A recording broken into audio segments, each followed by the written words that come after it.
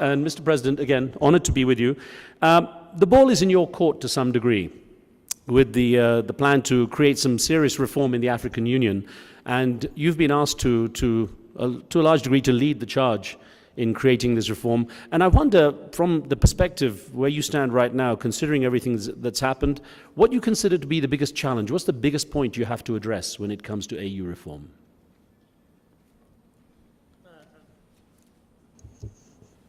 The biggest challenge is always going to be, and for all of us, to shift from doing business as usual and change how we think through different things to do with the policy and, above all, implementing what we are really saying we want to do.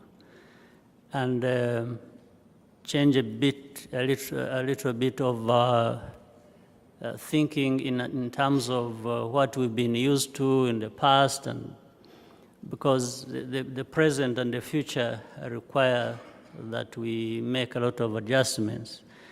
And therefore, well, I had the pleasure of being selected by the African Union leaders when they were meeting here in Kigali for the summit that was here last July.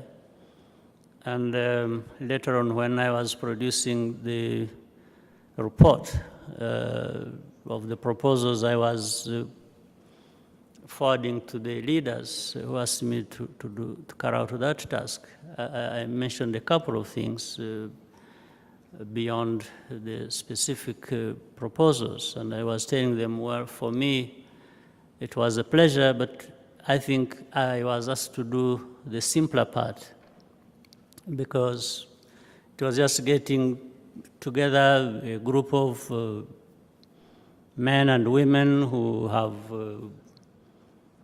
a lot in their background, expertise, and they know Africa, they know the problems, they know the opportunities, and we put together these ideas. It is a diverse team as well, isn't it? Very diverse. It's a diverse team. Yeah. But I was saying this is a simpler part because this is really, the task they gave us was just to bring together these ideas. But the bigger task is, and I was telling the leaders, is theirs. Because if they have agreed, and they did agree to the proposals, the bigger task was implementation, to do the very things. And then, in fact, later on, surprisingly, they also asked me to follow up on the implementation, which I again said, well, I'm happy to do that. Still, it is the simpler part. Following up is just following up. I'm not going to do for you what you should be doing. You still have to do the harder task, and that is do what we have agreed needs to be done. So for me, I just be studying, analyzing what has been going on across the continent or within the African, at the AU and other areas, and just tell them, I say, this is where we are. X has been done, the other hasn't been done, and so on and so forth. So I was telling them, still, this is the simpler part for me, and I'm happy to go on. You said something very key in your opening remarks, Mr. President. You said there's a need for mindset to change. Yes. Do you sense there is the will, the desire to actually change those entrenched ideas and move forward?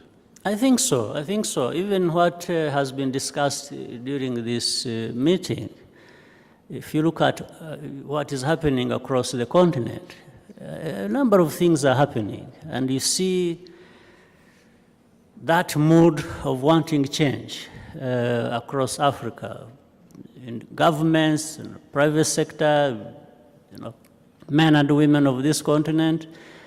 There is discussion going on about change, but I think we are hard pressed to move faster than we actually are moving. This is why I think the problem is. at what rate are we moving forward? And at what rate, why the question is very important, first is the need to actually see fast progress, given where we are and where we want to be. We are so left behind if you look at the indicators, the data across the globe. Africa is always, for example, I also mentioned in my speech how 15% of intra-Africa trade is very low compared to other areas. So why can't we move faster? And especially now, the second part I was going to talk about, other than the need, is also that there are means and, several opportunities we should be tapping into to be able to move at a very fast rate. So, and that's why, again, I was talking about the political will.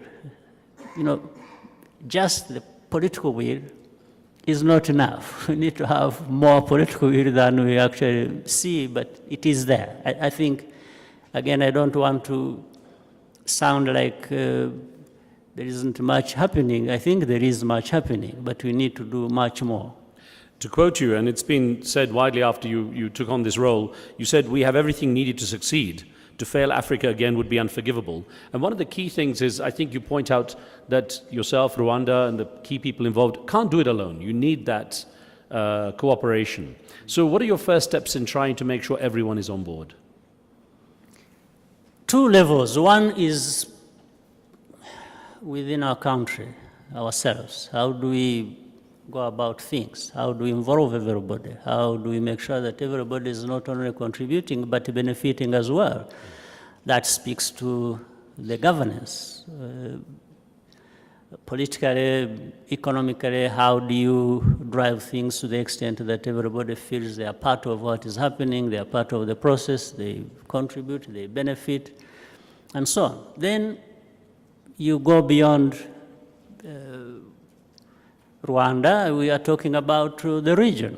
There has been integration process going on in our region, say East Africa, and Rwanda contributes to that together with other partner countries, and we are seeing good progress. But so we have to therefore prioritize, identify which areas that are key that will actually drive things faster. Integration must be allowing movement of people. It must be developing our infrastructure that connects to the region. It must be a number of things that takes into account the 150 million people in this East African region. So this is where we are. Well, let's do this, Mr. President. Let's open it up to our distinguished guests here and offer them the microphone. Please, if you have a question for President Kagame, put your hand up clearly, and we'll get to the hands in the order went up. The lady there has a hand up. Keep it up clearly when we pass you the microphone. Thank you, ma'am.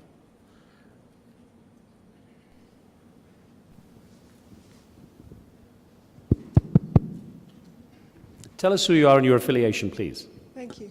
Good morning, Your Excellency and Your Excellency. I'm Dr. Amy Jadasimi. I'm Nigerian. I run an industrial-free zone in Lagos.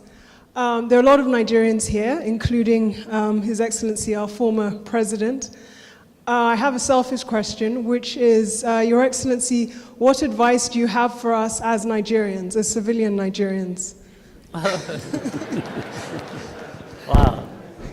Well, first of all, I think I have seen you on CNN, actually. So when I see your face, I have seen you explaining certain project, construction site somewhere on television. Just I can tell looking at your face. Well, I need advice from Nigeria. But if I may just answer the question you have asked. Nigeria has everything. The people, the resources, the industriousness of those people, and so on and so forth. So Nigerians just need to make that work, and work for them and work for the whole continent. That's my advice.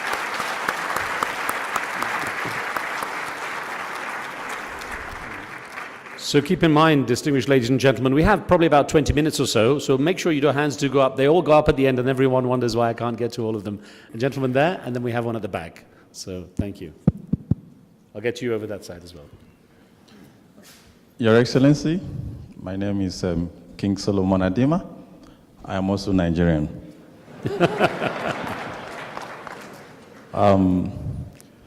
I have established here in Rwanda, and my company is African Project Finance Corporation. Sometimes I imagine if 1 billion people are allowed to move freely, what the impact would be. And I know that last year the African Union passport was launched, and that is a step in the right direction. And the informal trade can be enhanced by that free movement. So my question is, how soon are we expecting every African to drop his national passport and have that African Union passport? That's my question. Right. Well, to answer it quickly, first of all, the lady was right. I think there are many Nigerians here. The second is, I'm also right. I need Nigerians' advice, and I got it because you are here established and doing something. So I got advice from one Nigerian there. The third is, you are right. These are some of the things everybody knows would work best for us. And exactly that speaks to the point we were discussing earlier. 1 billion people, more actually, it's said. So why can't we, have and build on this size and volume of things across our continent?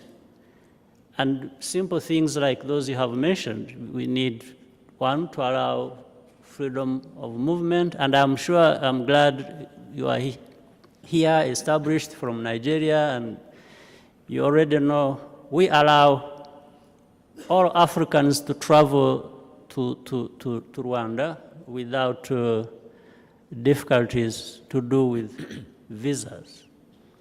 It was a conscious decision, and we want to see that if all other African countries could allow our brothers and sisters across the continent to travel freely, that would be making a lot of sense in that regard. So that follows, or is to be followed by the issuance of passports, an African passport. Otherwise, you may anyway get a passport, but you may just end up keeping it in your pocket because you can't use it. So a number of things have to happen at the same time. Get the passport, but also at the same time, we make it easy for Africans to travel with this passport across borders. Why do we make these restrictions for people to move from one place to another? It's not necessary. What we lose is much more than what we gain by allowing these barriers to be in place. So I think the faster we work together, we collaborate as Africans, the countries, and at the AU, our leaders making these right decisions to allow that to happen, I think we can see Africa continuing to rise and not just being a reference.